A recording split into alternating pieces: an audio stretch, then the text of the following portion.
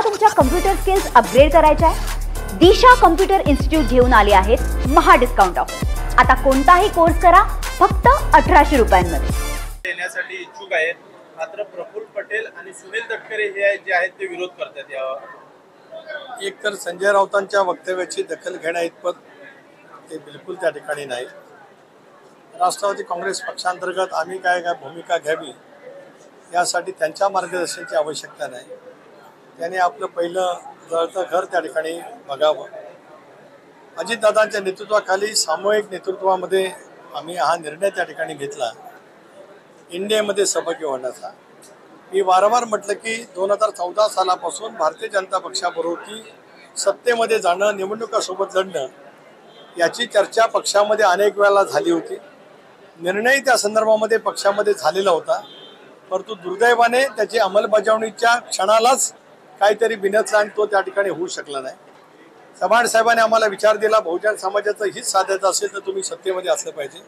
अशा वेळेला राष्ट्रवादी काँग्रेस पक्षाची जी मूळ विचारधारा आहे, शिवशाहू फुले आंबेडकरांची विचारधारा, धर्मनिरपेक्ष विचारधारा, या विचारधारेची बांधिलकी घेत मोदी साहेबांच्या नेतृत्वाखाली, अमित भाईंच्या नेतृत्वाखाली आम्ही एनडीएमध्ये सहभागी झालो। महाराष्ट्रातल्या 13 कोटी जनतेने आमच्या या निर्णयावरती शिक्कामोर्तब केलं। त्याच्यामुळे पुढची राजकीय वाटचाल आमची एनडीए सोबतच राहणार आहे। विलिनीकरणाचा कुठलाही विषय आमच्या समोर आलेला नाही। विरोध करण्याचं काही कारण असू शकत नाही, पण आम्ही एक राजकीय भूमिका घेऊन वाटचाल करतो। आता ती राजकीय भूमिका कोणाला मान्य आहे नाही मला माहिती नाही। तशा पद्धतीची कुठली चर्चा पक्षाच्या कोर ग्रुपमध्ये कधीच झालेली नाही। विरोध वगैरे असणं काही कारणच देऊ शकत नाही, कारण ज्या गोष्टीची चर्चाच ना आली, ज्या गोष्टीचा प्रस्ताव नजरेसमोर त्या ठिकाणी ना आला, त्याच्याबद्दलचा विरोध असणं असं कल्पोकल्पित काहीतरी म्हणणं। रोज सकाळी 9 वाजता संजय राऊतांचा भोंगा जो सुरू होतो, काहीतरी सनसनाटी वृत्त घेऊन येतो जेणेकरून ते दिवसभर चर्चेमध्ये राहावेत असा त्यांचा केविलवाणा प्रयत्न असतो। पण मला समाधान आहे की ते आज दिवसभर चर्चेत राहताना राष्ट्रवादी काँग्रेस पक्ष, मी, प्रफुल्लभाई, अजितदादा आम्ही चर्चेमध्ये राहिलो, त्याच्याबद्दल त्यांचे आभारच मानले पाहिजे। सर, राज्यामध्ये 2600 महिला ज्या आहेत सरकारी कर्मचारी निघाल्यात लाडक्या बहिणीच्या योजनेचा लाभ घेतात। एकंदरीत लाडकी बहीण योजना आपण देत असताना सरसकट दिलेली आहे का, पडताळणी केली नाही का आपल्या सरकारने? मला काय समजलं, राज्यामध्ये 2652 ज्या महिला आहेत लाडक्या बहिणीच्या जी योजना घेत आहेत त्या सरकारी महिला निघाल्यात, सरकारी कर्मचारी आहेत त्या, पडताळणी करून योजना दिली की सरसकट दिलेली आहे आपल्या सरकारने? एक असं आहे की ज्या वेळेला योजना ही जाहीर केली त्यावेळेला काय नियम निकष करून जाहीर केली आणि त्यावेळेला ऑनलाईन ते अर्ज होते, त्याच्यात निकषामध्ये पात्रताही त्या ठिकाणी होती। पण त्याच्यानंतर ज्या वेळेला लक्षामध्ये आलं त्यावेळेला त्याची छाननी वेगवेगळ्या स्तरावरती सुरू केली आणि मग ज्यांनी कुणी लाभ घेतला असेल पण ज्या निकषामध्ये बसत नव्हते ते आपोआपच अपात्र त्या ठिकाणी ठरलेले आहे।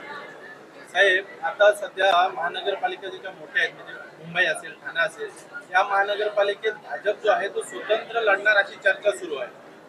ही चर्चा आहे। राज्यामध्ये देवेंद्रजी, अजितदादा, एकनाथराव शिंदे यांच्या नेतृत्वाखाली भक्कम महायुतीचं सरकार आहे।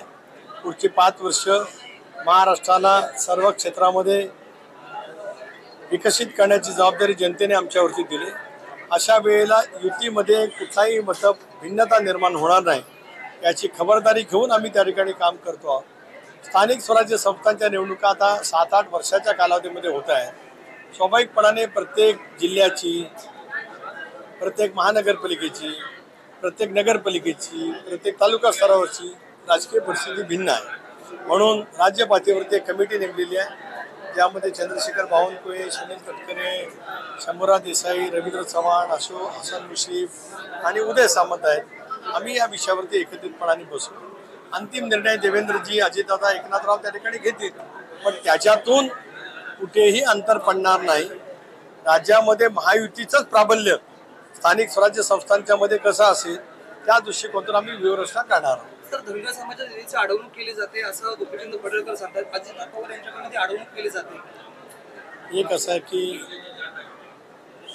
पुण्यश्लोक अहिल्यादेवी होळकर यांची जयंती उद्या आहे, त्या निमित्ताने मी त्यांना अभिवादन त्या ठिकाणी करतो। अडवणूक वगैरे काही नाही। प्रत्येक विभागाचा नियतव्यय हा अर्थसंकल्पामध्ये निश्चित केलेला असतो आणि त्या विभागाचा नियतव्यय त्या ठिकाणी तो मिळत असतो। त्यामुळे ते कशासाठी बोलले आहेत, काय मुख्यमंत्र्यांनी त्यांनी पत्र लिहिलं आहे, ते मुख्यमंत्री जरूर त्या ठिकाणी तपासतील.